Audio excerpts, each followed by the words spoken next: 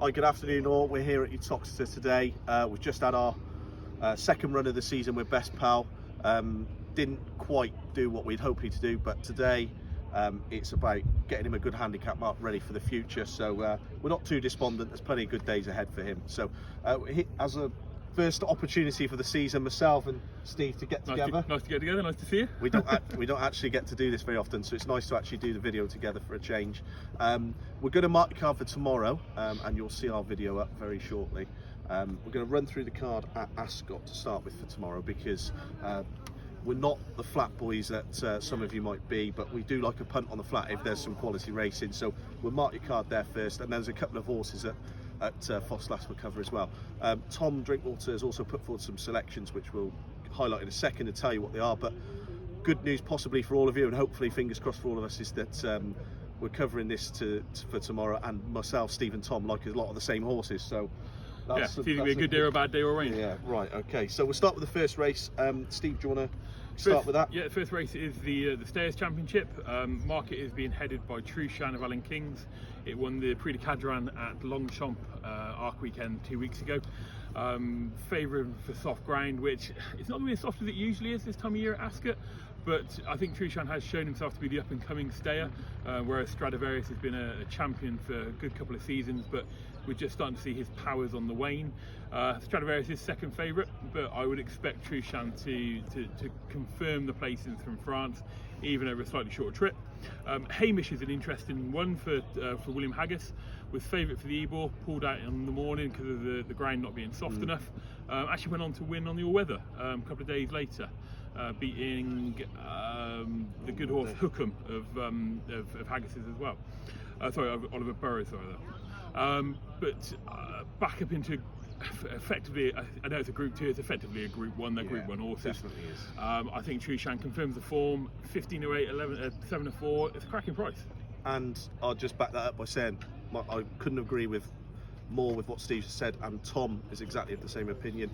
We are definitely saying Trushan's on the up, Stradivarius unfortunately on the decline, not to a drastic level, but there's a good up and comer there, and we'll stick with Trushan. I'm sure if Mr. Oppenheimer wants to give Stradivarius away, I'll take him off of that. Yeah, I mean, if you're watching this, Mr. Oppenheimer, I don't think he's going to be doing that. But okay, so we're into the British Champion Series Sprint Stakes Group 1. Dragon Symbol heading the market here in the next race. I think he's been a bit of an unlucky horse this season, actually. I'd say he's probably the unluckiest sprinter in training. Yeah, absolutely. But that is the nature of sprinting. You do find that they do come up against one, or they run into the back of one when they're just getting that sort of momentum. I'm a little bit concerned about the draw. You're not as much. Yeah, I know a high number at Ascot on the straight track is usually favoured, especially with softer ground, but plenty of the market fancies are drawn low as well. I think there's quite an even spread across the track. Yeah. There's certainly a bit of pace low as well. I think, I'll be honest, I've got a short list of about 12. So okay. I really wouldn't be surprised whatever wins this. I think at a price, I think Richard Hannon's Happy Romance can go well. And I think Vardreen ran well and when it won the Group 3 at Ascot last time out. Yeah, Dragon Symbol will be bang there. Okay. Certainly wouldn't be surprised if he does go and win. Well, Tom is a Rohan fan. I'm gonna just stick with Dragon Symbol. I think that he's been really unlucky, and I'm just hoping that it's going to be his day. But just go on to Rohan for Tom. He's been competing at Group 1 level.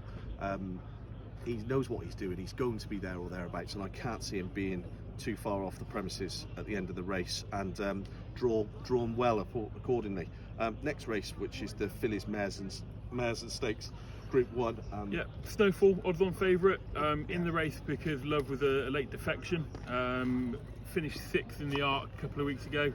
Had a hard enough race, but I mean, this will represent I know it's a Group 1, but this almost represents a drop in class for Snowfall. Yeah. Been running in much better quality races. Step back in trip I don't think would be an issue, given the fact there is a bit of juice in the ground. It's just how she's come out of the race. She's had a reasonably hard season. Yeah. You know, you can't win in Oaks by 16 lengths and win at York by the distance she did and it not take something out of you. Like I said, she's been a tad disappointing the last couple of times, but at 4 to 5, do I want to back her? No. Do I want to take her on?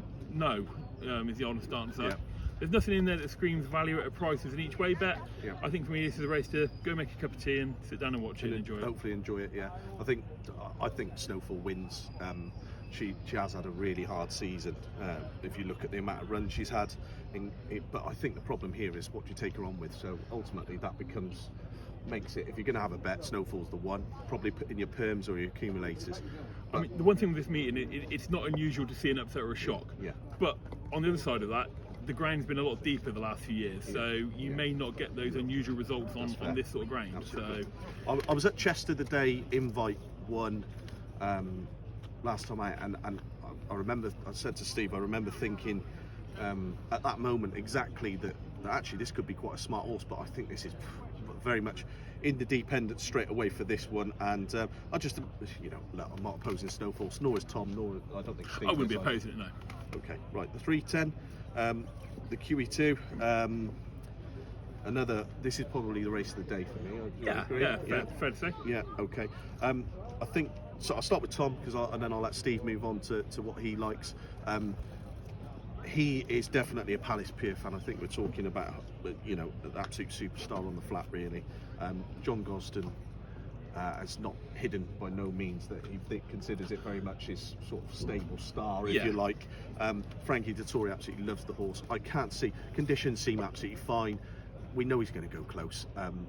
Whether or not there's one that finds him out, I doubt as well. I just think the thing with this one is that he's been laid out for this day. He could have gone over to France a couple of weeks ago and taken on some of those other milers. He didn't. They kept him at home.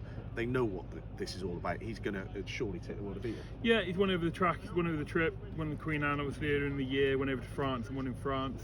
He's beaten the best of the 3-year-old. Well, one of the best of the 3-year-olds in Poetic Flair. Obviously, Poetic Flair doesn't turn up here. I think again 7-4. The fourth race, the off time 3:40. Good about timing. 3 miles this one. 7-4 is a fair price. I think the second favourite by Eid, an up-and-coming 3-year-old, we don't know how good he is, but I don't think the form is as good as a 5-2 shot in this race makes it look. I'd probably fancy Master of the Seas over by Eid, but for me, Palace Pier is the most likely horse to win the race. I think 7-4 is a reasonable tidy price. If I had to give one up for an outside price, I've been talking to Steve about alcohol free. I was at Goodwood the day it won the Sussex Stakes, and it might be that track was more to his suit and why he won it, but he couldn't have done it more impressively, rattling home on the outside. But I think that he will be on the premise again and probably the each way player of the race for me. The next race is the Champion Stakes. So for me, this represents the bet of the day. Yeah, I'm a big Mishriff fan.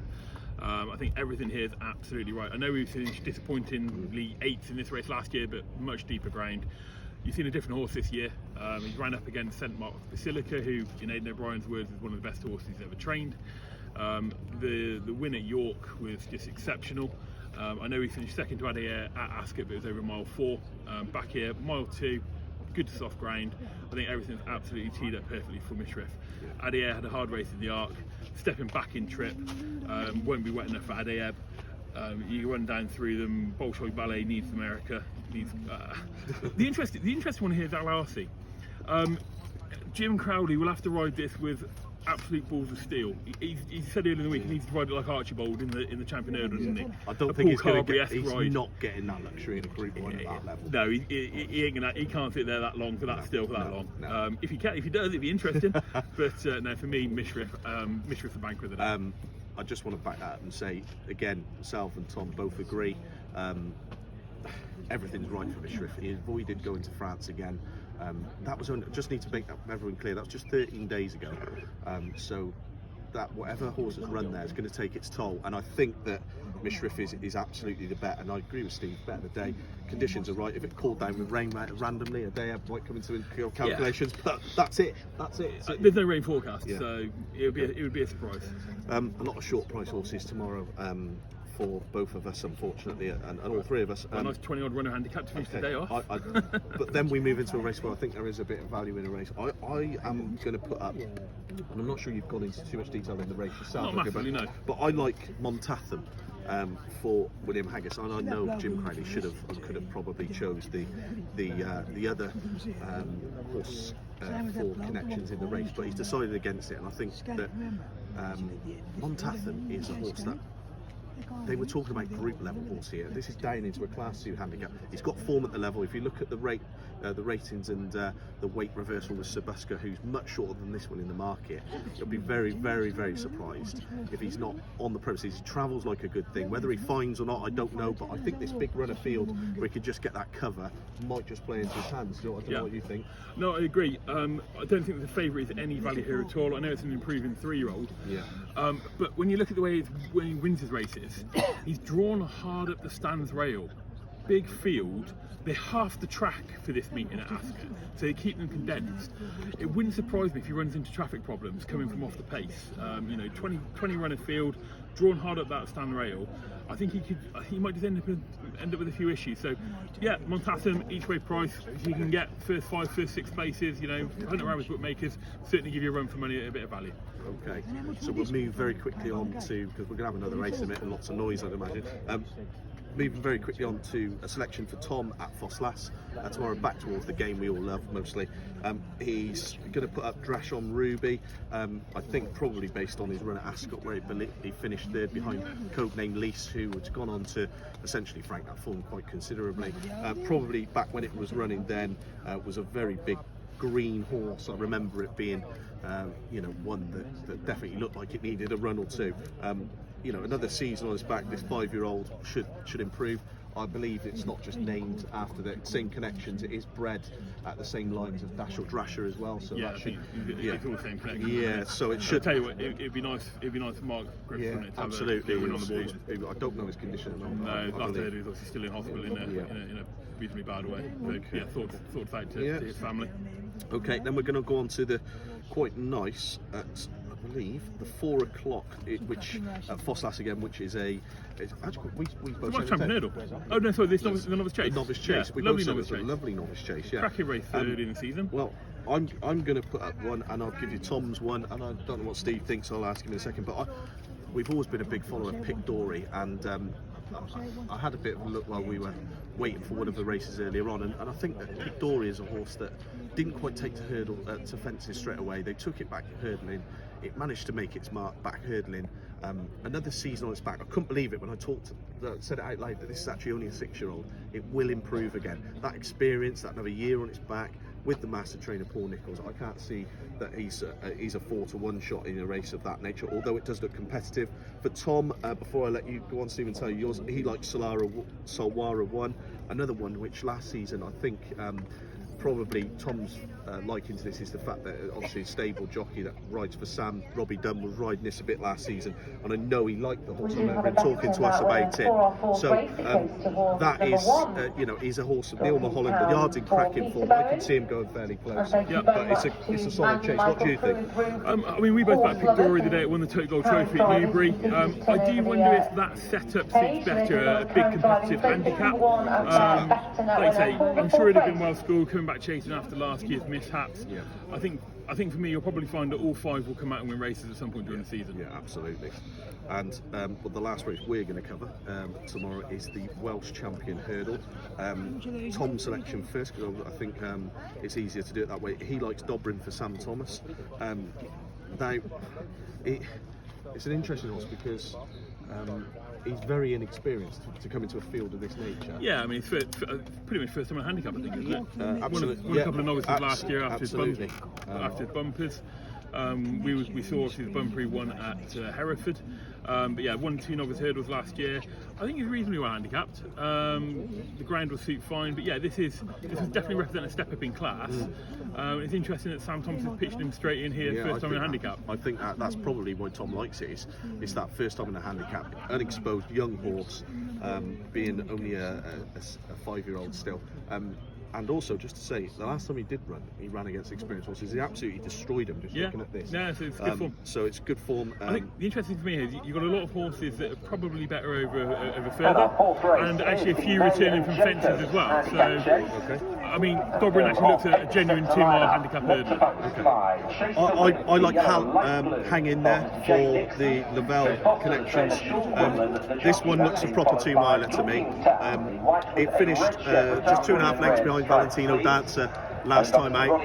Valentino Dancers ran an absolute cracker at oh, bit of sand just flying up for good measure at Chepstow, and to me I think this one could be a rapid improver, a definite 2 mile specialist. The ground's going to be perfect, and also the £10 claimer who gets on with this horse very well could be invaluable in a race of this nature. Do you like anything particularly? No, I like Dobrin. I can certainly see hanging back earlier in the year when he went to Stratford. Like I say, I think he's still got a little bit of juice in the mark. £10 claim can help. He'll be bang there. Okay. Look, that's all the race we're going to cover. I just want to finish. Steve, do you want to finish by introducing it?